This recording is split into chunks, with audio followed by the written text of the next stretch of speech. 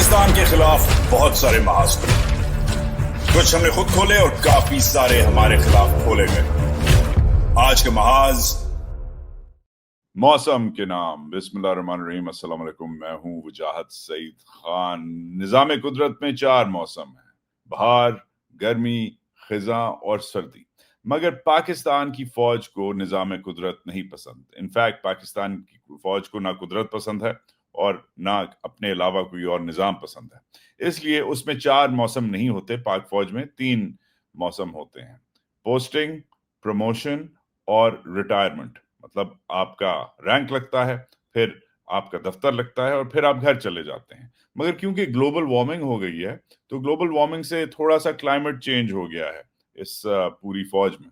और पिछले तकरीबन 2 दहाइयों से ये जो आखिरी वाला था रिटायरमेंट एक्सटेंशन बन गया है। आपको पता है पिछले 5 आर्मी चीफ्स का अगर आप हिसाब लगाएं, मुशर्रफ, कयानी, राहील शरीफ, बाजवा और ये वाला जो है, इन सब ने इन अ वे रिटायरमेंट की बजाय एक्सटेंशंस जो हैं अपनी पे वेन की हैं। अब आप पूछेंगे कैसे भाई मुशर्रफ को हटा दिया था नवाज शरीफ ने, जहाज से हटाया, जैसे भी हटाया, फ्लाइट के दरमियान हटाया, मगर उसका हक था, उसने हटा दिया। अब जिस तरीके से हटाया उस तरीका तो सही नहीं था, मगर मुशर्रफ ने जैसे रिएक्ट किया, मार्शल लॉ लगा दिया, कू कर दिया, ठीक है, मगर वो इन अ वे एक्सटेंशन ही तो था। 7-8 साल और उसने काम किया, नवाज को फारिग किया, जो भी किया, निजाम बदला, वो एक अलग कहानी है, मगर वो एक्सटेंशन पे ही था। क्यानी की एक्सटेंशन हम सबको पता है। क्यानी के साथ साथ उसका जो DGISI था पाशा, उसने भी एक्सटेंशन ली। उसके बाद राहील शरीफ ने भी एक्सटेंशन ली। अब आप कहेंगे भाई वजाद, राहील शरीफ तो रिटायर हो गया है। नहीं भाई, राहील शरीफ काम कर रहा है, आपके लिए नहीं कर रहा, आपके अबुओं के लिए कर रहा है, मतलब सऊदियों के लिए आज भी काम कर रहा है। तो he is over there as well, technically duty कर रहा है। इस्लामिक कोalition फॉर काउंटर टेररिज्म का जो उनकी छोटी सी फोर्स है, फोर्स तो नहीं है, दफ्तर ही है, चला रहा है, तनख्वाह लेता है। जो बंदा तनख्वाह ले रहा है वो एक्सटेंशन पे ही है।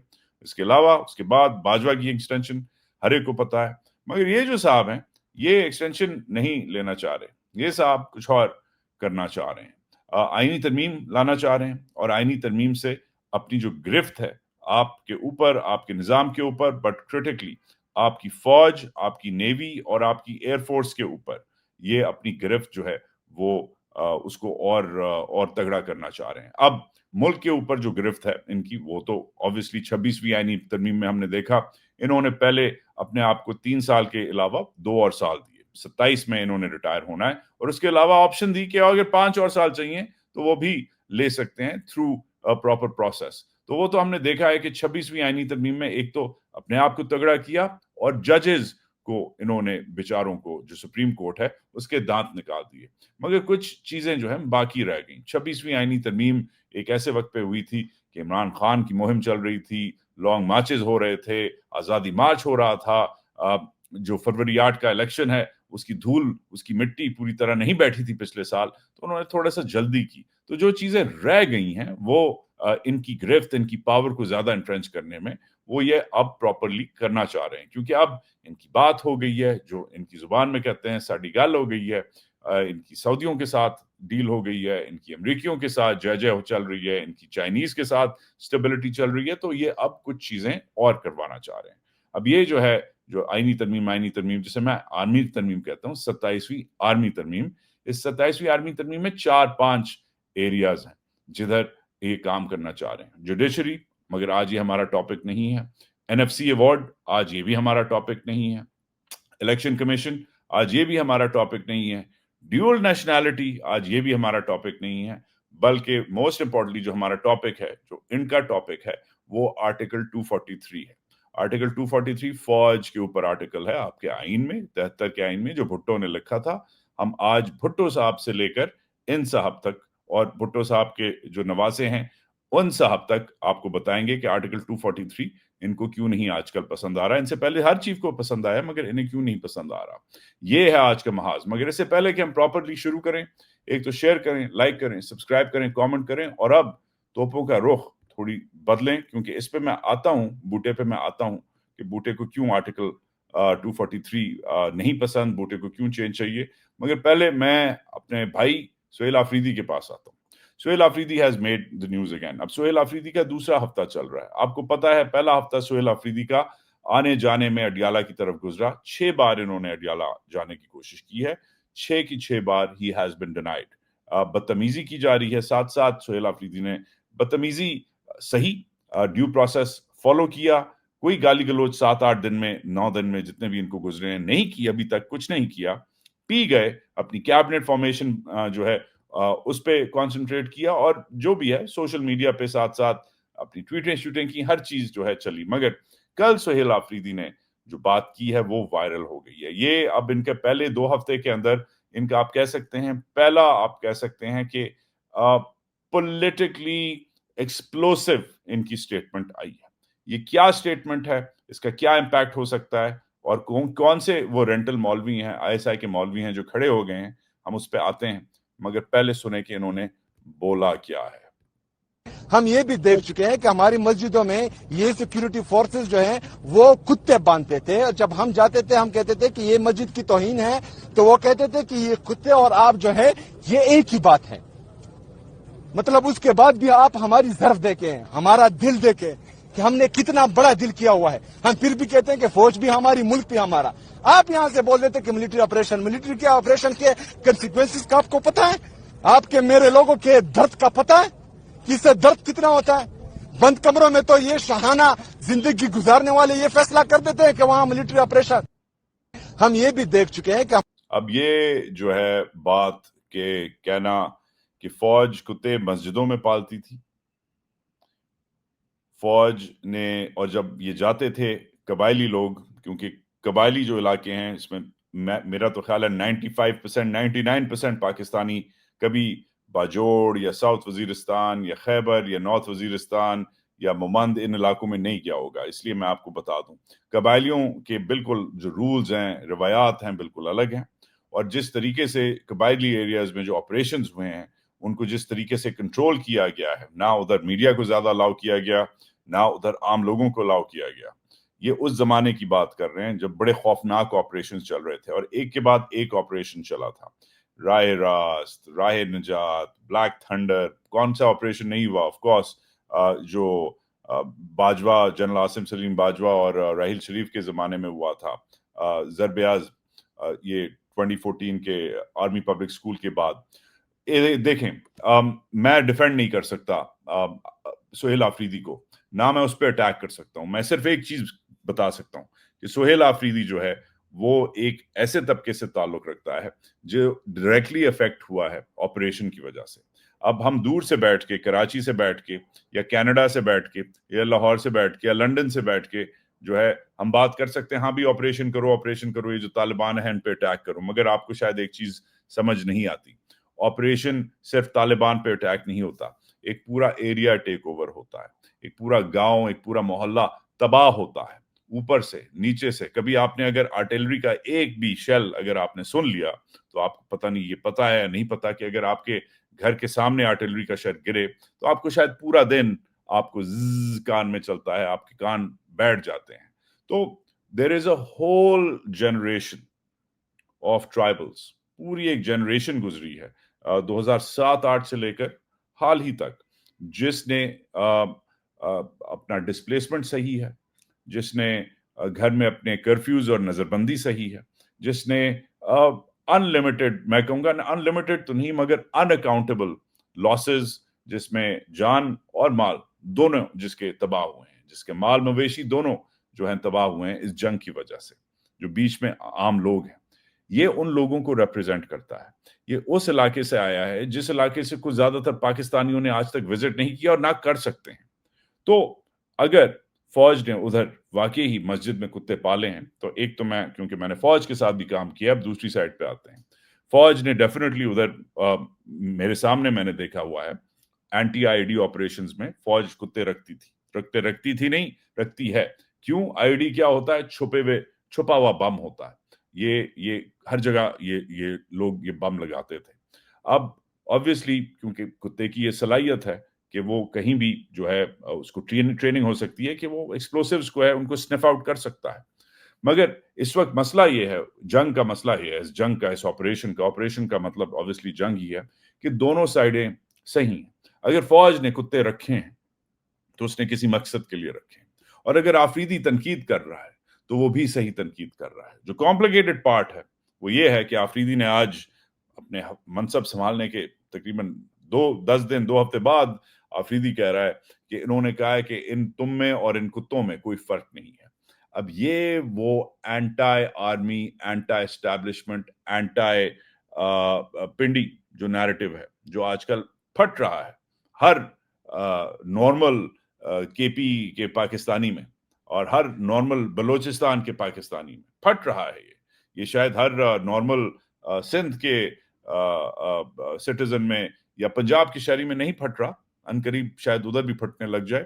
مگر اگر آپ بلوچستان اور کے پی سے تعلق رکھتے ہیں تو چانسز آر کہ آپ فوج کو تنقید کی نظر سے دیکھتے ہیں. ہیٹریڈ میں نہیں استعمال کروں گا لفظ کہ آپ فوج کو نفرت سے دیکھتے ہیں، مگر تنقید آپ ضرور کرتے ہیں. بیکاز ہمارے لوگ دریائے سندھ کے اس پار والے جو صوبے ہیں ان کا فوج کے ساتھ سالوں سے، دہائیوں سے بڑا ڈفرنٹ ریلیشن شپ رہا ہے.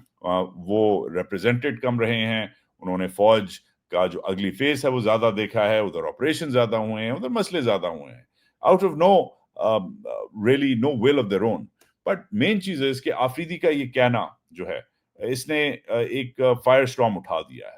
اور آفریدی کا یہ کہنا کہ کتے استعمال ہوتے تھے بالکل ٹھیک ہے، میں اگری کروں گا کہ کتے استعمال ہوتے تھے، مگر آفریدی کا یہ کلیم کرنا کہ فوجیوں نے آفریدی کو بولا ہوا ہے کہ تم میں اور ان کتوں میں کوئی فرق نہیں ہے، یہ فرسٹریشن ہے. یہ ایک ہی از اپنگ دی اینٹی.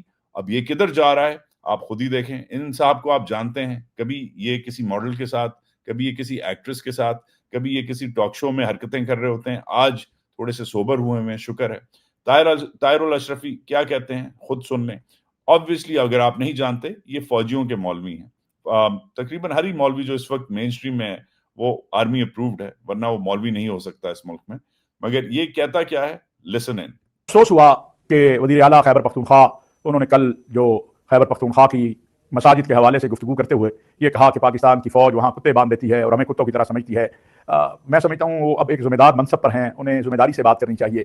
وہ فوج جس کی اساس ایمان تقویٰ جہاد فی سبیل اللہ ہے، وہ فوج جو ایک بڑی جنگ دہشت گردی کے خلاف لڑ کر کامیاب ہوئی ہے اور اب ایک بار پھر جو ہمارے ملک پر جنگ مسلط کرنے کی کوشش کی جا رہی ہے اس کا مقابلہ کر رہی ہے، وہ فوج جس کی اپنی مساجد کے اندر دہشت گردوں نے آ کے پریڈ لائن مسجد ہو یا اور میں کئی مثالیں دے سکتا ہوں نشانہ بنایا ہے، پولیس لائن پشاور ہو، باجوڑ میں ہو، اس فوج پر اس طرح کی الزام تراشی تو ہندوستان نے بھی کبھی نہیں کی ہے. وزیر اعلیٰ خیبر پختونخوا کو خیال آنا چاہیے تھا کہ وہ کیا بات کر رہے ہیں. اور میں سمجھتا ہوں کہ اس کے اوپر ہماری جو تحریک انصاف کے لوگ ہیں ان کو بھی کوئی عقل اور شعور ان کو دینا چاہیے. اچھا ٹھیک ہے، دیکھو ایک حد تک بات صحیح ہے، فوج کے بھی لاسز ہوئے ہیں، فوج نے بھی بہت سہا ہے، مگر this is a situation where both sides are right and both sides are wrong. I can see it. I can see why Sohail Afridi is frustrated. مجھے بالکل ان کا غصہ اور ان کی بے چینی اور ان کی ٹون سے نظر آ رہا ہے that here is a young man who has suffered first hand the consequences of a war, of a terrible war, of a war which is still unaccounted for, the losses of which are still unaccounted for. And he is frustrated because he's not being allowed by the system, by the establishment to do his job. ایک طرف he is right. دوسری طرف طاہر القادری اشرفی جو بھی اس کا نام ہے، یہ موٹے کا اس کا جو نام ہے، sorry, I mean it with the utmost disrespect, but جو یہ کہنا چاہ رہا ہے بیچارہ، اس سے بھی میں in a way agree کرتا ہوں. ہاں فوج نے لاسز کیے ہیں، فوج کے اوپر لاسز ہوئے ہیں، فوج کا نقصان ہوا ہے، مگر مین چیز ہے یہ سچویشن میں دونوں سائڈز رائٹ بھی ہیں، دونوں سائڈز رانگ بھی ہیں. Because as a very famous American general once said, war is hell. تو اس میں ہمیں دونوں سائڈوں کو احتیاط سے چلنا پڑے گا. سہیل آفریدی کو جس طریقے سے فرسٹریٹ کیا گیا اسٹیبلشمنٹ پہ، ذرا طاہر الاشرفی صاحب آپ اس پہ بھی ذرا بات کریں نا، اس پہ بھی ذرا بات کریں. آپ صرف یہ نہ بات کریں کہ فوج نے کیا شہادتیں دی ہیں یا فوج کے اوپر کیا ہوا ہے، فوج نے کیا کیا ہے پی ٹی آئی کے ساتھ اور پی ٹی آئی کے اوپر، اسپیشلی اس لڑکے کے ساتھ، ذرا اس پہ بھی آپ بات کریں. اینی ویز بات کرنے کی بات آئی، اب موو کرتے ہیں اپنے مین سٹوری پہ. ٹھیک ہو گیا جی، یہ ہماری مین سٹوری ہے، یہ ہمارا بوائے آج کل. اب اس کا جو بھی آپ نام رکھ لیں، یہ ہے تو چیئرمین پیپلز پارٹی کا. اب اس نے جو 4 ہمارے مدے تھے، آپ کو یاد ہے کیا مدے تھے؟ N F C award, dual nationality کا پرپوزل، کانسٹیٹیوشنل کورٹ، ججوں کو ڈنڈا دینا اور ججوں کی ٹرانسفر. اب یہ جو ٹاپک ہیں یہ ہم بعد میں بات کریں گے. کیونکہ انہوں نے کچھ ایکسیپٹ کر لیے ہیں ٹاپکس, کچھ انہوں نے تسلیم کر لیے ہیں, کچھ انہوں نے تسلیم نہیں کیے. NFC ایوارڈ پہ ان کے تحفظات ہیں, ڈیول نیشنلٹی کے خلاف ہیں, شاید اس لیے کیونکہ خود شاید یہ ڈیول نیشنلٹی رکھتے ہیں بہت سارے ان کے پارٹی لوگ. مگر اور NFC پہ کیوں اتنی تکلیف ہے پیپلز پارٹی کو, یہ کبھی اور ڈسکس کریں گے. مگر آج انہوں نے مان لیا ہے. کیا مان لیا ہے؟ سنیں, خود ان سے سنیں. پھر انہوں نے ایک نیا جو آپ کا نیشنل سیکورٹی اور اسٹریٹجک کمانڈ کا ہے, اس کا ایک نیا حکومت نے تبدیلیاں لانے کا سوچا ہے کہ وہ جوائنٹ چیفز اسٹاف کا جو عہدہ ہے اس کا کوئی نیا لقب دینا ہے. پھر انہوں نے ایک نیا جو آپ کا نیشنل سیکورٹی اور اسٹریٹجک کمانڈ کا ہے, اس کا ایک نیا عہدہ دینا ہے. اور جو یہ ہمارا فیلڈ مارشل کا جو عہدہ یہ اب ملا ہے یہ جنگ کی بھارت کو شکست دلوانے کے بعد کا, اس صرف یہ جو آئینی ترمیم ہمارے سامنے ہے وہ پاکستان پیپلز پارٹی کی سینٹرل ایگزیکٹو کمیٹی نے مجھے اجازت دی ہے کہ پاکستان پیپلز پارٹی اس کا حمایت کرے. باقی جو پوائنٹس ہے یا وہ پوری طرح سے مسترد ہوئے ہیں یا ہمارا گفتگو ان پہ کل کنٹینیو ہوگا. اچھا, تو اب آپ سمجھ گئے 5 مدے تھے, ایک چیز پہ یہ مان گئے ہیں. یہ مانے نہیں تھے کہ آلریڈی جو اسٹیبلشمنٹ کا جو ایک جرنلزم مشین ہے, جرنلزم تو میں نہیں کہوں گا, پروپیگینڈا مشین ہے, اس نے کام کرنا شروع کر دیا. یہ انصار عباسی صاحب کا کالم ہے جو عجیب سا کالم ہے, یہ 2 پیراگرافز کے بعد ختم ہو گیا. ویسے یہ لمبا تھا آج صبح تک, مگر شاید انہوں نے صحیح نہیں لکھا. تو اس کالم کو آپ دیکھ سکتے ہیں کہ یہ کالم جو ہے, ویسے تو صبح جب میں نے کھولا تھا ٹھیک ٹھاک لمبا تھا, commander of defence forces designation under consideration, مگر یہ کہانی پھر خود اڑ گئی. شاید ان کو اجازت نہیں تھی کہ یہ لکھیں, مگر اینی ویز یہ کہانی عادی ہے, عادی نہیں ہے. مگر فکر نہ کریں, کچھ ایسے اور ادارے ہیں جو ڈیٹیل بتاتے ہیں. یہ پاکستان آبزرور ہے, مشہور زمانہ ISI کا اخبار ہے, اسلام آباد سے چھپتا ہے. اس نے جو ہے بھی کہانی کی ہے کہ commander of defence forces post جو ہے وہ بن رہا ہے اور وہ پاکستان کی فوج کو کیسے بدلے گا. اب اس سے پہلے کہ ہم آپ کو بتائیں کہ کمانڈر آف ڈیفنس فورسز ہے کیا, یا ISI کا اخبار یا ISI کا صحافی آپ کو بتائے کہ کمانڈر آف ڈیفنس فورسز ہے کیا, ہم پہلے آپ کو بتاتے ہیں کہ آرٹیکل 243 کیا ہے. اپنی اسکرین بڑی کریں فوری طور پہ اور اپنی اسکرین پہ یہ غور سے پڑھیں. یہ ہے جناب آپ کا آئین کا آرٹیکل 243 چیپٹر 2 آرم فورسز. ٹھیک ہو گیا, غور سے پڑھیں, آرام سے پڑھیں. اس میں 3 مدے ہیں. پہلا تو یہ کہتا ہے کہ پہلی چیز جناب یہ ہے کہ فیڈرل گورنمنٹ جو ہے وہ پاکستان کی آرم فورسز کو کنٹرول کرے گی. اب ہمیں نہیں پتا کہ یہ بدلے گا یا نہیں بدلے گا, مگر یہ بھی بدل سکتا ہے. اگر یہ بدل سکتا ہے اس کا مطلب ہے کہ اسلام آباد پنڈی کو نہیں دیکھے گا, پنڈی اسلام آباد کو دیکھے گا. یہ پہلی شک ہے, ٹھیک ہے, کہ فیڈرل گورنمنٹ کنٹرول کرے گی آرم فورسز کو. دوسری جو شک ہے وہ یہ ہے کہ جو سپریم کمانڈ جو ہے آرم فورسز کا وہ صدر میں ویسٹڈ ہے, وہ سپریم کمانڈر ہے. یہ دوسری شک ہے. اب یہ اگر بدلا گیا اس کا مطلب ہے کہ صدر سپریم کمانڈر نہیں رہے گا. ویسے بھی سپریم کمانڈر کا کام کیا ہے, کچھ زیادہ کام نہیں ہے, اس کے 2 کام ہیں. سپریم کمانڈر جو ہے وہ سبجیکٹ ٹو لا, اس کے پاس ملٹری, نیوی مطلب آرمی, نیوی اور ایئر فورس اور ریزروز کے جو ہیں ان کے جو کمیشنز ہیں اور ان کو جو ریز کرنا ہے وہ اس کا کام کرے گا, مینٹین کرے گا. اور سب سے امپورٹنٹ جو ہے وہ یہ والی شک ہے جس میں وہ پرائم منسٹر کے کہنے پہ chairman joint chiefs of staff committee, chief of army staff, chief of naval staff اور چیف آف ایئر اسٹاف کو لگائے گا. That's it. اب یہ جو ہے یہ کہانی جو ہے یہ بدلنا چاہ رہا ہے. کون بدلنا چاہ رہا ہے؟ پھر سے اگر if you've been living under a rock آپ کو پتا ہونا چاہیے کہ بوٹا بدلنا چاہ رہا ہے. اب بوٹے کو مسئلہ کیا ہے اس chairman joint chief of staff committee سے؟ اب پہلے تو آپ کو بتائیں کہ chairman joint chief staff committee ہے کون. بھئی آج کل آپ کا جو ہے وہ chairman joint chief staff committee یہ ہے.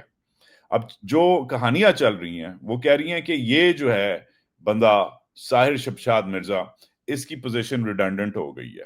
ریڈنڈنٹ کا مطلب ہے فضول ہو گئی ہے, کیونکہ اس کا کام اسپیشلی جب جو اس کا ٹیکنیکلی چھوٹا ہے آن پیپر, چیئرمین جو ہے وہ اوپر لگتا ہے اور نیچے آرمی, نیوی اور ایئر فورس کا چیف لگتا ہے. مگر عجیب سی بات ہے کہ اگر یہ سینئر ہے اور اس کے 4 ستارے ہیں تو اس کے جو نیچے تحت اس کے نیچے جو لگتا ہے 4 سٹار, مطلب عاصم منیر وہ تو 4 سٹار نہیں رہا, अब तो 5 स्टार बन गया है, तो और बड़ा उसका वो हो गया। तो एक 5 स्टार जर्नैल, जो अब जर्नैल नहीं रहा, फील्ड मार्शल बन गया है, वो एक 4 स्टार को कैसे सलूट कर सकता है? एक तो चक्कर ये चल रहा है। मगर दूसरा जो एक्सप्लेन करने की कोशिश कर रहे हैं वो ये है कि चेयरमैन जॉइंट चीफ का काम जो है वो खास नहीं रहा। अब चेयरमैन जॉइंट चीफ की अगर आप ये फहरिस्त देखें, ये विकिपीडिया की फहरिस्त है, चेयरमैन जॉइंट चीफ की अगर आप फहरिस्त देखें तो ये हमारा पहला चेयरमैन जॉइंट चीफ था, ठीक हो गया। ये था मोहम्मद शरीफ। आपको अगर स्क्रीन पे नजर नहीं आ रहा तो आपको अभी स्क्रीन पे नजर मैं अभी दिलवाता हूं। ये था हमारा पहला चेयरमैन जॉइंट चीफ, ये मोहम्मद शरीफ। फिर एक और था नेवी का जॉइंट चीफ, वो भी मोहम्मद शरीफ था। फिर इकबाल खान आया, रहीमुद्दीन खान आया, अख्तर अब्दुल रहमान आया, इफ्तिखार सरोई आया, शमीम आलम खान आया, फिरोज खान आया, जहांगीर करामत आया, मुशर्रफ आया, अजीज डन, और आजकल ये है। अब मैं आपको एक कहानी सुनाता हूँ, कहानी गौर से सुने। अगर कहानी नहीं सुनी आपको समझ नहीं आएगा कि हुआ क्या है और करने क्या जा रहा है। जनाब 71 की जंग के बाद भुट्टो साहब ने चेयरमैन जॉइंट चीफ का ओहदा तकरीबन 4-5 साल 1976 में लगाया। 71 की जंग के बाद 3 चीजें हो गई थी। मुल्क टूट गया था, आर्मी जो है वो तबाह हो गई थी, आधी आर्मी जो थी वो इंडियंस के कब्जे में थी, POW थी, और तीसरी जो सबसे इंपॉर्टेंट चीज थी, लोगों का मोराल और आर्मी के लिए रिस्पेक्ट खत्म हो गई थी। भुट्टो चाह रहा था कि फाइनली आर्मी जो 1958 से कंट्रोल कर रही थी मुल्क को, बल्कि इनफैक्ट आप कह सकते हैं 1954 से, जब से अयूब खान डिफेंस मिनिस्टर लगा था, जब से आर्मी जो है वो मुदाखलतें कर रही थी पाकिस्तान के निज़ाम में। तो भुट्टो नहीं चाह रहा था कि आर्मी फिर से आए, तो भुट्टो ने कुछ चीजें की। पहले तो भुट्टो ने FSF एक सर्विस बनाई जिसने आर्मी से बहुत सारी पुलिसिंग सर्विसेज ले ली, ठीक हो गया, सिक्योरिटी की सर्विसेज ले ली, इंटेलिजेंस की सर्विसेज लेने की कोशिश की फौज से। मगर भुट्टो ने एक और काम किया। भुट्टो ने जो दफ्तर था कमांडर इन चीफ का, CNC का, वो खत्म कर दिया। अब कमांडर इन चीफ क्या था? उस जमाने में चीफ ऑफ आर्मी स्टाफ को कमांडर इन चीफ कहते थे। जैसे भुट्टो के जमाने में और भुट्टो से पहले अयूब खान के जमाने में ये सब जो थे, जो गुजरे हैं, अयूब खान, याया खान, इससे पहले जो अंग्रेज 2-3 गुजरे थे, ऑकिनलैक वगैरह, ये सब जो थे ये कमांडर इन चीफ थे।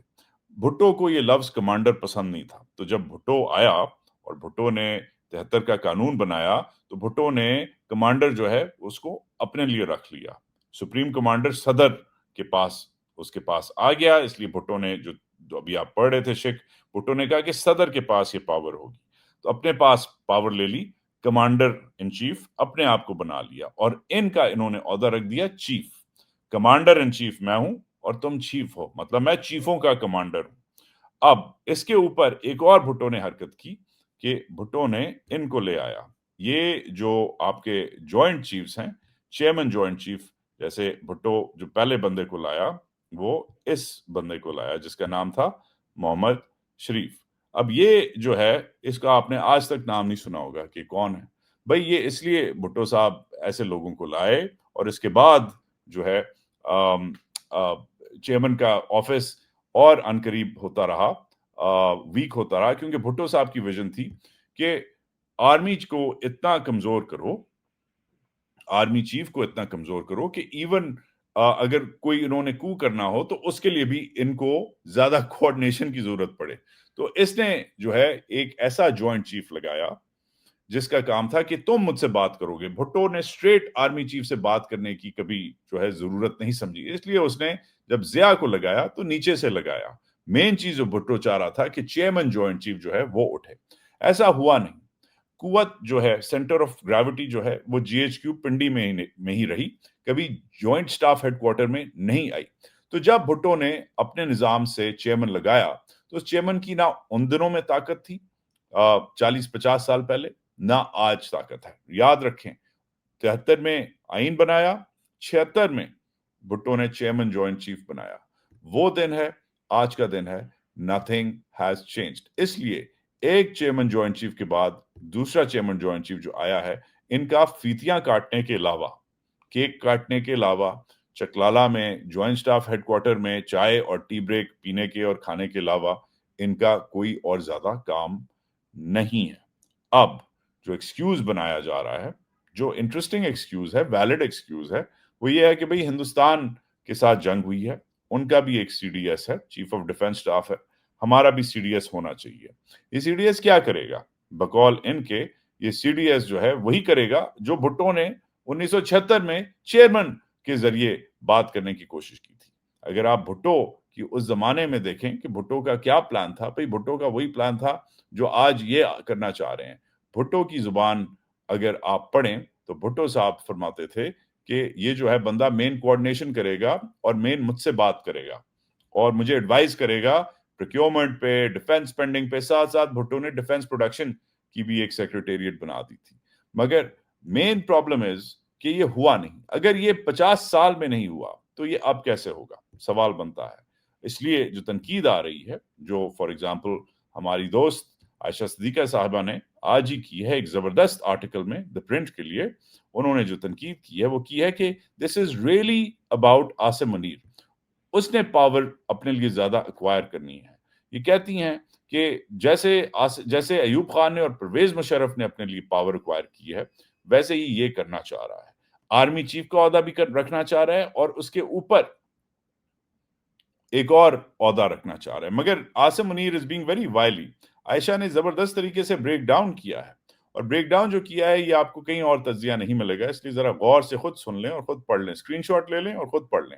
आयशा फरमाती हैं कि ये जो चीफ का जो ओहदा है इसका इस वक्त जो है वो 2027 तक है, 2 और साल हैं इसके पास और चीफ रहने के लिए। मगर अगर इसे ये ओहदा मिल गया तो इसके पास फिर 2030 तक, क्योंकि एक नया ओहदा मिलेगा इसके पास, बूटे के पास 2030 तक इसे एक और ओहदा मिल जाएगा, जिसके ऊपर इसका मतलब है कि 2029 के इलेक्शन भी माशाल्लाह से यही करवाएगा।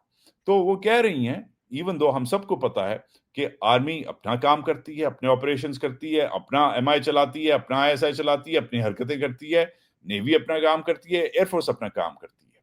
ये कह रहे हैं जनाब कि भाई क्योंकि हिंदुस्तान का भी सीडीएस है और हिंदुस्तान से अभी हमने जंग लड़ी है और देखा है कि बड़ा बहुत फर्क पड़ा है, तो हमें भी एक सीडीएस चाहिए। अब राहील शरीफ के जमाने से जब हिंदुस्तान में सीडीएस की डिबेट हो रही थी तो राहील शरीफ, क्योंकि हर चीज ये हिंदुस्तान को देख के करते हैं, तो राहील शरीफ भी ये लेके गया था पहले नवाज शरीफ के पास कि भाई कर लो। नवाज शरीफ ने राहील शरीफ को ठेंगा दिखाया था, क्योंकि नवाज शरीफ को पसंद नहीं फौज के साथ ज्यादा पावर शेयर करना। इनफैक्ट नवाज शरीफ ने राहील शरीफ को एक्सटेंशन पे भी, आपको याद है, मना कर दिया था, कहा था कि उधर दुबई शारजा चले जाओ, जद्दा वद्दा चले जाओ, उधर काम कर लो, इधर तुम्हारा काम खत्म हो गया है। मगर आज नवाज शरीफ जो है वो कुछ और कर रहा है, क्योंकि वो नवाज शरीफ फिर भी इलेक्शन जीता था, ये नवाज शरीफ हारा हुआ नवाज शरीफ है। और क्योंकि ये नवाज शरीफ हारा हुआ है, ये बेचारा आज गया है मौलाना के पास, और मौलाना के पास मुद्दा लेके गया है फौजियों का, रिश्ता लेके गया है आर्मी चीफ का, और कहने गया है कि भाई मेरी जान डीजल मौलवी साहब इनको कुछ करवा दो। अब नवाज शरीफ खुद उठ के मौलाने के पास गया है, क्योंकि इनके पास नंबर्स नहीं है। पीपीपी ने तो मना कर दिया है कि कुछ चीजों पे बात नहीं होगी। मौलाने ने जो है बात की है वो एक अलग बात की है, मौलाने का रेट अलग है, पीपीपी का रेट अलग है। पीपीपी जो है वो एनएफसी पे कॉम्प्रोमाइज नहीं करेगी, मौलाना किस चीज पे कॉम्प्रोमाइज करेगा नहीं करेगा, थोड़ी देर में ये सामने आ जाएगा। मौलाने ने अभी तक ना हाँ कही है ना कही है। Like a good Bollywood heroin, Maulana has been behaving himself. मगर अगर आपको ओवरऑल समझना है कि प्लान क्या है इस तरमीम का वही प्लान है जो हम सबको पता है। ये इंडिया के नाम पे, ऑपरेशन सिंदूर के नाम पे, पावर डायनामिक्स के नाम पे अपनी खुद कुव्वत जो है उसको ज्यादा करना चाह रहे हैं। ये कोई बुरी बात नहीं है कि इंटरऑपरेबिलिटी हो, कि नेवी और एयरफोर्स और आर्मी के दरमियान जो है कोऑर्डिनेशन हो, मगर इससे एक बहुत बड़ा मसला होगा। अगर इनको हमने सुप्रीम कमांडर बना दिया, अगर ये जो फील्ड मार्शल साहब हैं ये सब के प्यो ऑफिशियली बन गए, तो हमारा तो जो हाल इन्होंने किया है वो तो इन्होंने किया है, ठीक है। मगर मेरे जो दोस्त हैं एयरफोर्स में और जो मेरे दोस्त हैं नेवी में, वो भी सुन लें, आपकी सर्विसेज में भी मुदाखलत ये बंदा करना शुरू कर देगा। अब मुझे पता है कि एयरफोर्स बिल्कुल अलग तरीके से चलती है और नेवी का बिल्कुल अलग रिवायात है। मगर जैसे अयूब खान ने आते ही जब वो उसने टेक ओवर किया, आपको ये पता नहीं है मगर पता होना चाहिए, क्योंकि आपको कहीं और नहीं कोई और बताएगा, कोई किसी की हिम्मत नहीं है आपको बताने में। और जब मैंने बताने की ये कोशिश की थी गैंग ऑफ 4 के एक व्लॉग में, तो ये बात साबिर शाकिर ने एडिट कर दी थी। तो जो उसने एडिट कर दी थी आज खुद मेरे मुंह से सुन लें। बेसिकली अयूब खान ने जब टेक ओवर किया था तो उस जमाने में जो उसका काउंटर पार्ट था HMS चौधरी, एडमिरल चौधरी, उससे उसकी बनती नहीं थी। अब नेवी का जो है वो ज्यादा रुतबा था। जब अंग्रेज निकला तो अंग्रेज ने जिस सर्विस को ज्यादा प्रेफरेंस दी वो थी नेवी, क्योंकि अंग्रेज नेवी से ही आया था, नेवी में बैठ के आया था। नेवी ने ही हिंदुस्तान में नेवी ने पहले अटैक किए थे, अंग्रेजों की नेवी ने हिंदुस्तान को कॉन्कर किया था। इसलिए अंग्रेजों के ऑर्बैट में के ऑर्डर ऑफ बैटल में पहले नेवी, फिर आर्मी, और फिर जो जूनियर सर्विस थी वो एयरफोर्स थी। अयूब खान ने आते ही अपने जमाने में जब उसने इलीगली कमान संभाला तो अयूब खान ने आते ही नेवी आर्मी एयरफोर्स को आर्मी नेवी एयरफोर्स बना दिया। तो वो दिन है, आज का दिन है, नेवी का रुतबा फौज खा गई। तो ये अपने आप को छोड़ें, आपका तो कोई हक नहीं है, आप तो ब्लडी सिविलियन है। ये अपनों को नहीं छोड़ते। जो खाकी वर्दी वाला है वो नीली वर्दी वाले और चिट्टी वर्दी वाले को पहले कंट्रोल करता है ताकि वो ना उसे घूरे, वो ना आंखें दिखाए। और आप तो वैसे ही बेहिस हैं बेचारे, ना बेयार और मददगार हैं, लवारिस हैं आप, तो आपको तो कोई मसला नहीं है। मगर मसला जो है वो इनका है। तो मेरे वो जो दोस्त जो इस वक्त नेवी और एयरफोर्स में हैं, आप भी खबरदार हो जाएं। अगर इस बंदे ने 243 टेक ओवर किया, ठीक है, इंडिया का जो CDS है वो 2019 से उनका चल रहा है, हो सकता है, मगर इंडिया में डेमोक्रेसी है, निजाम है, चेक्स और बैलेंसेस है। इस बंदे के ऊपर कोई चेक और बैलेंस नहीं है। कल ये आपकी प्रमोशंस, आपकी पोस्टिंग्स, आपकी प्रोक्योरमेंट, आपकी ट्रेनिंग्स को ये बंदा अफेक्ट करेगा।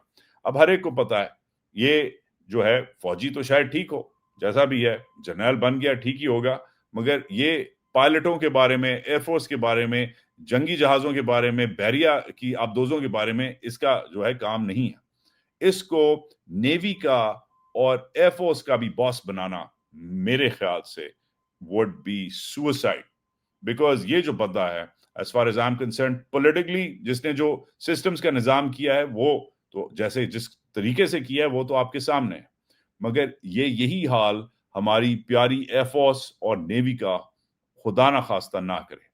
जिस तरीके से इस वक्त ऑपरेशन जो है बिल्डअप हो रहा है बलोचिस्तान में, KP में, हमने देखा है वो जो गेंज थे इसके और इसके बॉस के जमाने से, जो हमारे गेंज थे राहील शरीफ और क्यानी के जमाने में, जो हमने चीजें जीती थी, जंगें जीती थी, ऑपरेशन जीते थे, वो इसके बॉस और इसने गवाए हैं। तो यस, और इवन जो ऑपरेशन सिंदूर हुआ है, लेट्स बी ऑनेस्ट, ऑपरेशन सिंदूर का मुंह तोड़ जवाब एयरफोर्स ने दिया है। Let's just be very honest.